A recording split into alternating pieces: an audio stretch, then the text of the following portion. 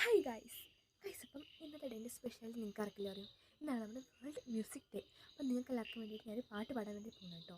അതിന് പാട്ട് പാടി തരാൻ വേണ്ടി പോകണം കേട്ടോ. അപ്പോൾ എനിക്ക് ഭയങ്കര ഇഷ്ടമുള്ളൊരു പാട്ടാണ് ഞാൻ പാടി തരാൻ വേണ്ടി പോകുന്നത്. അപ്പം മോശമായിട്ട് പാടാം കേട്ടോ.